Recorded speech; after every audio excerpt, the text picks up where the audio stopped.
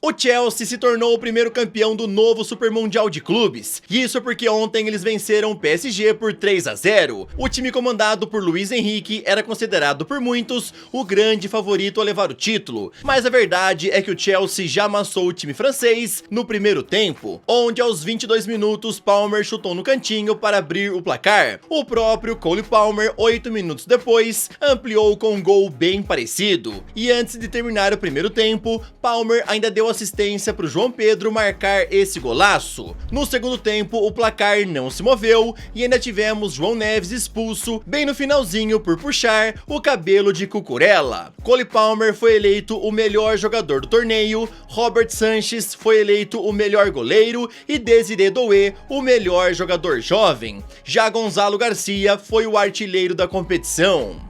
Meus amigos, os caras do Paris Saint-Germain terminaram o jogo pistola, teve confusão, Luiz Henrique, João Pedro, Donnarumma, os caras entraram no jogo mental feito pelo Chelsea e teve confusão sim após o apito final. Aliás, já tinha tido algumas confusões, né, no decorrer da partida. Chelsea amassou a equipe do Paris Saint-Germain ontem e o placar poderia ter sido bem mais elástico. Os Blues são os primeiros campeões dessa nova Copa do Mundo de Clubes. Eu sou o Todd, seja muito bem-vindo para mais um vídeo aqui no canal, onde eu vou te contar muita coisa interessante. Bora ver como é que foram os jogos de ontem do Campeonato Brasileiro. Lionel Messi bateu o recorde lá na MLS, vou te falar sobre Gyökeres e finalmente essa novela dele está encerrada. Bora conversar sobre a situação do Pedro lá no Flamengo. Esse vídeo tá bom pra caraca, então, sem mais enrolações, solta a intro!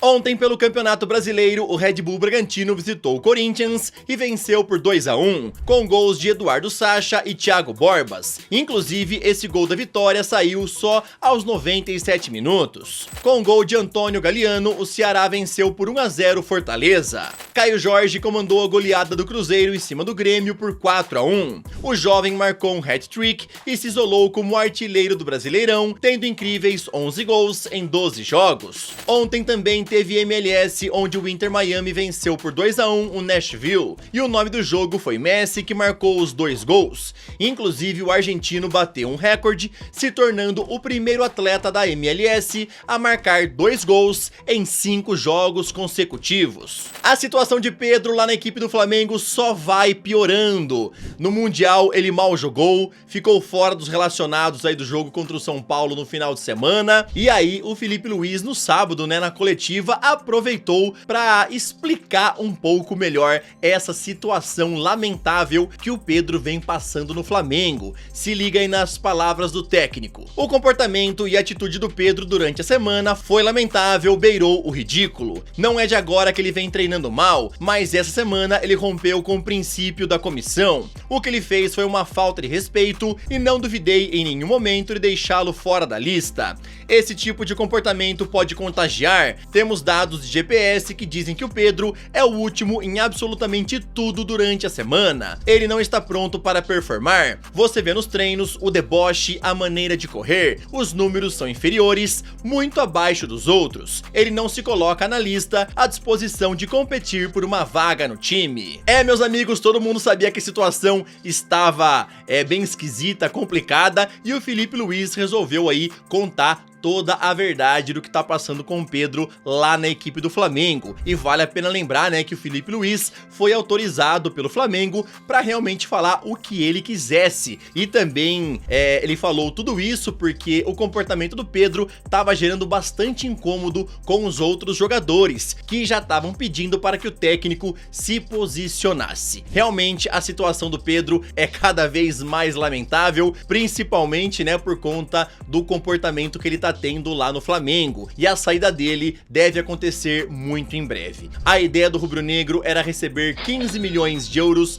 pelo jogador, porém, depois desses episódios, né, o clube já sabe que esse valor vai diminuir. Vamos ver o que é que vai acontecer com o Pedro. Uma das posições mais carentes na seleção brasileira é de um camisa 9 de respeito, e ontem, após João Pedro brilhar em mais um jogo pelo Chelsea no Mundial, muitos já começaram a pedir mais chances ao atacante com a camisa amarelinha. Inclusive, Romário foi um dos que comentaram sobre essa possibilidade ao dizer o seguinte: acho que a gente tá vendo despontar um 9 para a nossa seleção brasileira. Outro atacante que também se destacou bastante ontem foi Caio Jorge, que meteu 3 gols no Grêmio e lidera a artilharia do Brasileirão. Por conta disso, muitos também já pedem chance ao jogador do Cruzeiro. Já quem está em baixa na briga pela camisa 9 da seleção é o atacante Pedro, e isso é por conta do seu comportamento atual na equipe do Flamengo. Na tua opinião, quem merece ser o camisa 9 da seleção brasileira nessa próxima convocatória para os jogos de setembro? Comenta. Agora, rapidão, queria te pedir aquela moral, deixa o like no vídeo, se inscreve no canal e também ativa o sininho. Aqui sempre tem vídeos novos para te deixar muito bem antenado em relação a esse esporte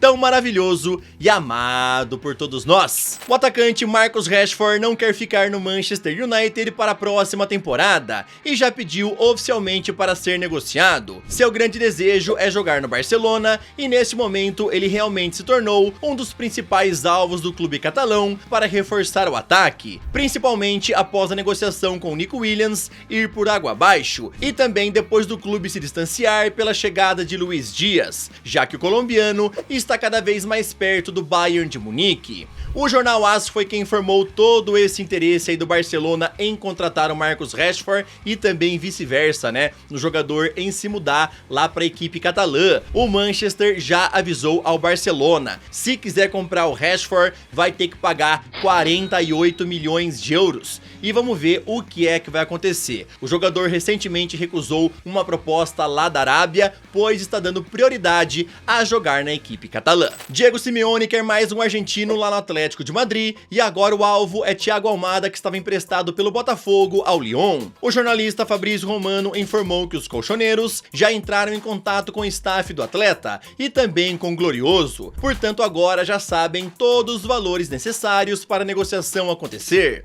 O Benfica é mais um time na busca pelo meio-campista e já teve até a proposta rejeitada pelo Botafogo, porém eles continuam negociando e estariam bem perto de selar a sua compra. Segundo o portal Fogão Net, as águias estariam perto de comprá-lo por 28 milhões de euros, e isso daí seria por apenas 60% dos seus direitos econômicos. Nottingham Forest é mais um clube também querendo a contratação de Thiago Almada, e o jogador vai analisar as suas opções. Uma das maiores novelas desta janela está prestes a acabar, e isso é porque Vitor Gyökeres está se mudando para o Arsenal após muitas semanas de negociação. O jornalista David Ornstein do The Athletic confirmou que os Gunners chegaram num acordo com o Sporting pela compra, onde serão pagos 63 milhões e meio de euros fixos, e o sueco ainda poderá render mais 10 milhões em bônus ao longo do contrato. O empresário de Gyökeres ajudou bastante a selar esse acordo, pois ele deixou de exigir os 10% da taxa de transferência e obviamente ajudou tanto o Sporting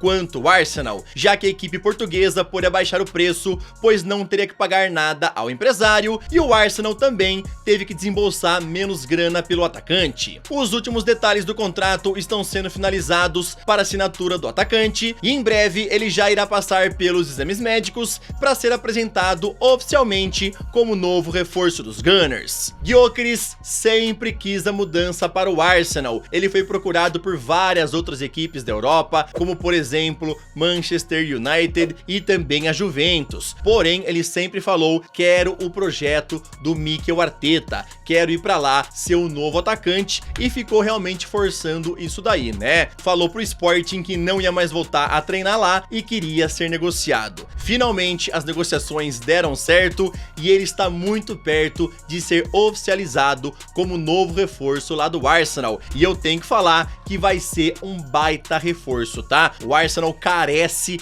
de um artilheiro, de um atacante, de um camisa 9, e o Gyökeres vem para pegar essa posição. O que vocês acham aí da contratação do jogador pela equipe do Arsenal? Comenta aí, tá bom? Só completando a respeito dessa notícia, né? Todo mundo sabe que o Benjamin Sesko era alvo também do Arsenal, uma espécie aí de plano B, né? Um outro nome analisado pelo Mikel Arteta. E agora que ele não vai mais se mudar para os Gunners, ele estaria negociando com o Liverpool. Vamos ver o que é que vai acontecer. Esse foi o vídeo desta segunda-feira, espero que vocês tenham gostado, tamo junto, valeu e falou!